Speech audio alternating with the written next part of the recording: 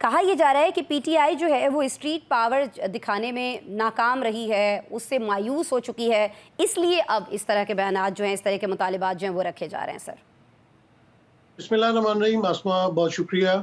देखिए, बात यह है कि जिस तरह जमहूरियत के लिए अपना तहरीकें चलती रही हैं, इस दफ़ा जब पीटीआई किसी भी मामले में बाहर निकलती एहतजाज करने के लिए, तो उसका नतीजा आपने देख लिया कि कितना ब्रूटली उसको हैंडल किया जाता है। गोलियां तक मारी गई हैं, लोगों के घरों में जाया जाता है, गिरफ्तारियां बहुत होती हैं। तो शायद इसकी वजह से इन्होंने जो है अब तहरीक चलाना ख़त्म कर दी है। लेकिन इस तरह के मामला तो डिस्कस होते रहेंगे। देखें, इसमें तो कोई दो राय नहीं है कि पीटीआई हो या इमरान खान साहब हो, वो पाकिस्तान में सबसे ज़्यादा पॉपुलर है। चलिए, पॉपुलर होने के अलावा उन्होंने 2024 के जो इलेक्शन थे उसमें भी तकरीबन सबसे ज़्यादा वोट भी लिए, सीटें भी ली।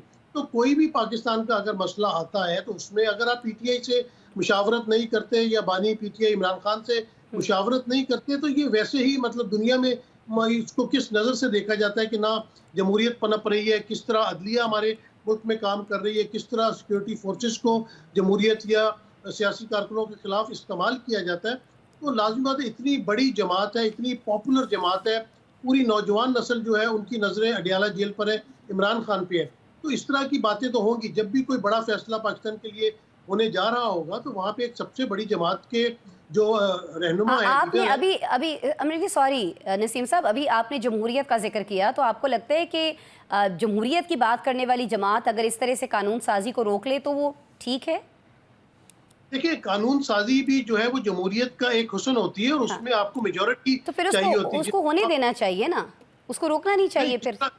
देखिए, जब आपके पास मेजॉरिटी नहीं है, आप फार्म 47 के ऊपर जो है बैठ के आप हुकूमतें बनाई हुई हैं, नाजायज तरीके से हुकूमतें बनी, तो आपका कोई हक नहीं बनता कि आइन में तरमीम करें या आप कानून साजी करें। जो सबसे बड़ी जमात है जिसे अवाम ने वोट दिया है उसको आपने बाहर रखा। फिर एक छोटी सी बात, आखिरी जुमला, कि पाकिस्तान में मादनियात है, सोने के पहाड़ है। क्या जब अवाम जो है वो कब्रों में चली जाएगी तो उनके कब्रों के मकबरों के ऊपर ये सोना और ये चांदी जो है वो लगाई जाएगी? इस तरह की बात हम साल से सुनते चले जा रहे हैं, लेकिन आवाम को इन बातों से क्या रिलीफ मिलता है? नसीम साहब, आपको नहीं लगता है कि ये सारी गारंटीज देने से पहले, सरमायाकारी पर मायल करने से पहले, ऐसे फोरम्स का इनेकाद करने से पहले हमें मुल्क में सियासी इस्तेहकाम लाना होगा? क्योंकि कहीं ना कहीं ये सारे मसाइल जो हैं इनकी वजह बहुत सारी बार हमने देखा है कि सियासी अदम इस्तेहकाम है मुल्क के अंदर। अभी देख लीजिए, जब एक बड़ी बैठक हुई थी मुल्क में अमन अमान की सिचुएशन में, क्या करना चाहिए, ऑपरेशन करना चाहिए, मुज़ाकरात करने चाहिए, उसमें पीटीआई शामिल नहीं थी। तो सियासी इस्तेहकाम नहीं होगा सर तो मामलात कैसे बढ़ेंगे मईशत के आगे? नसीम साहब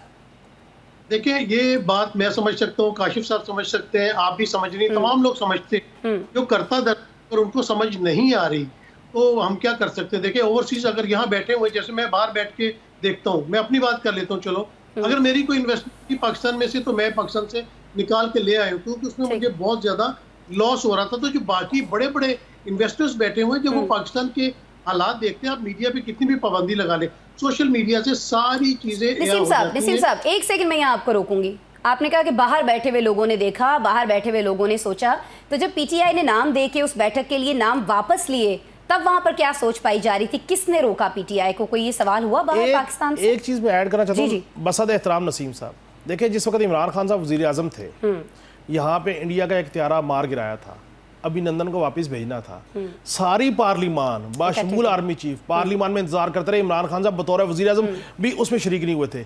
ये रवैये हैं भाई, ये हालात नहीं है। साहब कंटिन्यू कीजिएगा।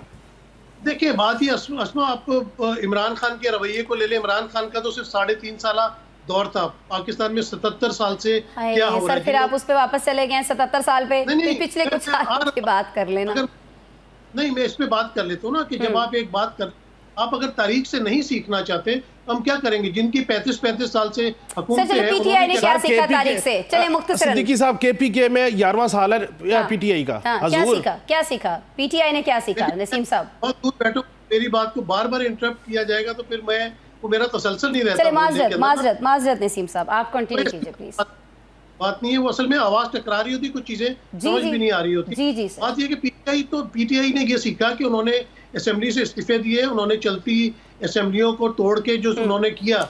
अब जिस तरह कायमा कमेटी में बैठे हैं, पब्लिक अकाउंट्स कमेटी में बैठे, तो वो कहते हैं कि जो अपना मैदान उन्होंने उनका छीन लिया था, वो कोशिश करते हैं कि जो जो जगह बैठ के बात कर सके। तो अभी तो बात यह कि इमरान खान ने क्या सीखा नहीं सीखा वो जब जेल से बाहर आएंगे तब पता चलेगा। लेकिन ये जरूर नजर आ रहा है कि जिस शख्स की एक झलक भी आप दिखाने को तैयार नहीं है, अगर वो वहां से कोई बात करता है तो बाहर निकल के आप प्रेस कॉन्फ्रेंस करने को तैयार नहीं, तो इससे ताकत का एक जरूर अंदाजा होता है कि ताकत का मंबा कहाँ पर है, महवर कहाँ पर है। पीटीआई तो इस पर स्प्लिट है। जब जिया के दौर में पीपल्स पार्टी के ऊपर बुरा वक्त था तो जुल्फिकार अली भुट्टो बहुत बड़े लीडर थे, उनके आसपास जो लीडर हजरात थे, हफीज पीरजादा, मौलाना कौसर न्याजी, यानी फ्रामिया नेम इट। और जब नवाज शरीफ पे वक्त आया तो बड़े बड़े लीडर थे। तो पार्टियों का शिराजा इसी तरह बिखरता है, लेकिन पीटीआई थोड़ा सा डिफरेंस है कि उनका जो लीडर है वो मौजूद है और एक ना एक हलचल जो है कुछ ना कुछ नजर आती है। और हमारी गुफ्तगू का और पूरे कौम की गुफ्तगू का, मीडिया की गुफ्तगू का महवर भी इमरान खान साहब और पीटीआई होते हैं। इससे आप उनकी ताकत का अंदाजा लगा सकते हैं। फैमिलीज बाहर रहती हैं, जो फैमिलीज ऐसी जगहों पर रहती हैं जहां ये चीज़ें निसाब के अंदर शामिल हैं, जहां गैरत पर और इस सारी पे कि तुम्हारी बहन ने ये कर दिया, तुम्हारी बीवी ने ये कर दिया, उस तरह से माहौल के अंदर नहीं उकसाया जाता है, वहां भी सर यही सोच पाई जाती है। अब मैं बरतानिया की आपको मिसाल दे देती हूँ। बरतानिया से बहुत सारे केसेस ऐसे हुए हैं कि वो लोग पाकिस्तान आए हैं, उनकी बेटी ने अगर बरतानिया में किसी से निकाह से शादी करनी चाहिए तो उसको पाकिस्तान में लाकर बाज़ों का तो जिंदा भी दरगोर कर दिया गया, दफना दिया गया है। तो फिर सर मसला कहाँ पे है नसीम साहब? एजुकेशन का अगर नहीं है, वो लोग तो वहाँ होते हैं, वहाँ रहते हैं, उस माहौल में रहते हैं, फिर भी वही सोच है उनकी। नसीम साहब। आसमा, ये जबरदस्त सवाल भी आपने किया और ये टॉपिक भी बहुत जबरदस्त है, बहुत लंबी इस पे डिस्कशन हो सकती है। ये जो माइंड सेट बन चुका हुआ है ना, उस माइंड सेट को चेंज करना बड़ा मुश्किल है, क्योंकि इसमें जो उलमा हजरात हैं या दूसरे कानूनी या दीनी मसाइल आ जाते हैं, वहां पे आके आप इन चीजों से बाहर नहीं निकल पड़ती। इस तरह के मामला पूरी दुनिया में थे। यानी कि अगर आप बरतानिया कि अगर आज ये ह्यूमन राइट्स या वुमेन राइट्स के चैंपियन है, तो 19वीं सदी के अवाइल में यहाँ पे औरत को वोट देने का हक नहीं था। बड़ी तहरीकें यहाँ पे चली थी, बहुत औरतें जेल गई थी, बड़ी कुर्बानी दी गई थी।